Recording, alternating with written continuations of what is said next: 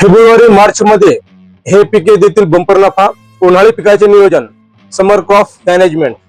तर रामराम मंडळी, मी सखाराम राठोड आणि आपल्या शिवम कृषी टेकच्या युट्यूब चॅनल मध्ये तुमचं मनापासून स्वागत आहे.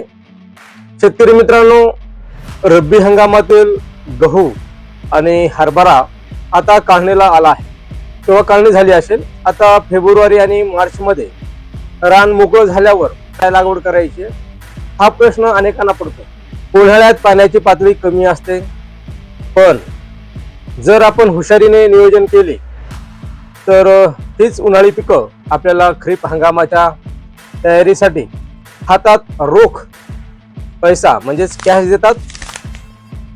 आजच्या व्हिडिओमध्ये मी तुम्हाला अशा टॉप 5 पिकाबद्दल सांगणार आहे जी 60 ते 70 दिवसात बंपर उत्पादन देतात.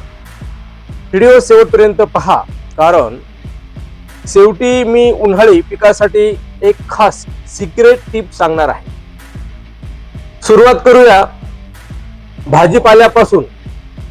त्याआधी जर आपण शिवम कृषी टेक युट्यूब चॅनलवर नवीन असाल तर सबस्क्राईब करून शेजारील बेल आयकॉनला प्रेस करून ऑलवर प्रेस करून घ्या, कारण माझे जे नवीन व्हिडिओ पब्लिश होतील त्याची नोटिफिकेशन सर्वात आधी तुम्हाला मिळेल.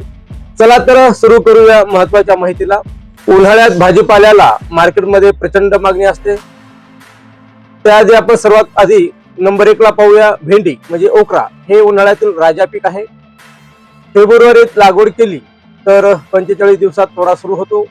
यासाठी तुम्ही सिजंटाचे OX 102 किंवा आडवंटाची राधिका तसंच नामधारीचे NS 862 हे वाण निवडू शकता. हे वाण व्हायरसला बळी पडत नाहीत आणि उत्पादन जबरदस्त देतात. नंबर 2 चं जे भाजीपाला पीक आहे ते म्हणजे काकडी क्युकुंबर. उन्हाळ्यात काकडीला गरिबापासून तर श्रीमंतापर्यंत सर्वांची पसंती असते. फक्त 35 ते 40 दिवसात हे पीक चालू होतं. यासाठी जिप्सी जे कलस सीड्स आहे किंवा मालिनी हे वाण लावा. जर तुमच्याकडे मल्चिंग पेपर आणि ड्रिप असेल तर काकडी तुम्हाला लाखात उत्पन्न देऊ शकते. आता नंबर 3 चं जे भाजीपाला पीक आहे ते म्हणजे गवार. जर पाणी थोडे कमी असेल तर गवार उत्तम पर्याय आहे.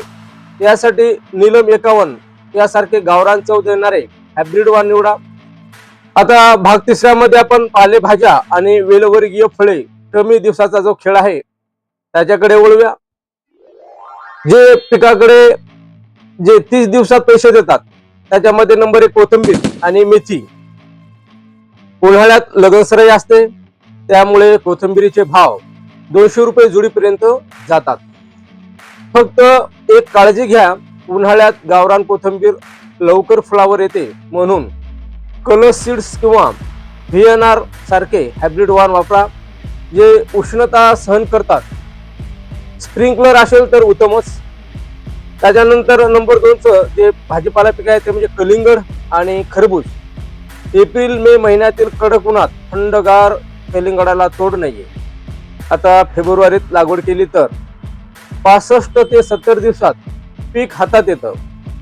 शुगर क्वीन किंवा बॉबी सारखे वाण निवडा. हे पीक म्हणजे कमी वेळेत जास्त लॉटरी लागल्यासारखे आहे. त्याच्यानंतर भाग 4 मध्ये आपण पाहूया उन्हाळी मूग. हे म्हणजे जमिनीसाठी वरदानच आहे.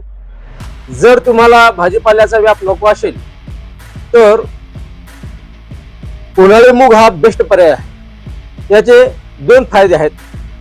एक म्हणजे 60 ते 65 दिवसात रोख पैसे मिळतात आणि दुसरं सर्वात महत्वाचं म्हणजे मुगाच्या मुळावरील जे गाठी असतात त्या जमिनीत नत्र म्हणजेच नायट्रोजन स्थिर करण्याचा काम करतात. याचा फायदा काय होतो तर जून मध्ये जेव्हा तुम्ही या रानात कापूस किंवा सोयाबीन लावाल तेव्हा खताचा खर्च निम्मा होतो आणि उत्पादन वाढतं.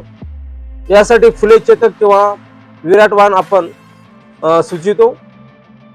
आता भाग 5 मध्ये जर पाहायचं झालं तर पाण्याचे नियोजन आणि औषध फवारणी अतिशय महत्वाची टीप आहे. आता महत्वाची गोष्ट, उन्हाळी पिकामध्ये 2च मोठे शत्रू आहेत.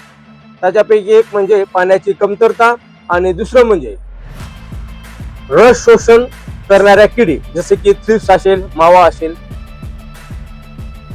शक्य असेल तर मल्चिंग पेपरचा वापर करा. याने पाण्याची 50% बचत होते.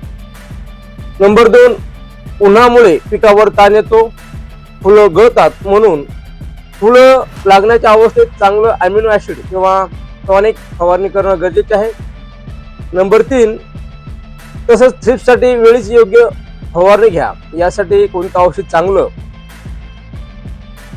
हे जाणून घेण्यासाठी तुम्ही आपल्या शिवम कृषीटेक ढोकसाळ येथील दुकानाला नक्की भेट द्या. तर शेतकरी मित्रांनो, फेब्रुवारी मार्च महिना वाया घालू नका. जमिनीची प्रत आणि पाण्याची सोय पाहून योग्य पीक निवडा. बियाण्याची खात्रीशीर व्हरायटी आणि योग्य मार्गदर्शनासाठी आपल्या शिवम कृषीटेक मंठा लोणार रोड ढोकसाळ येथे नक्की भेट द्या. हा व्हिडिओ आवडला असेल तर लाईक करा आणि आपल्या इतर शेतकरी बांधवाच्या ग्रुपवर सुद्धा हे शेअर करा आणि चॅनलला सबस्क्राईब करायला विसरू नका. व्हिडिओ शेवटपर्यंत पाहिल्याबद्दल धन्यवाद. भेटूया पुढच्या व्हिडिओमध्ये. तोपर्यंत राम राम.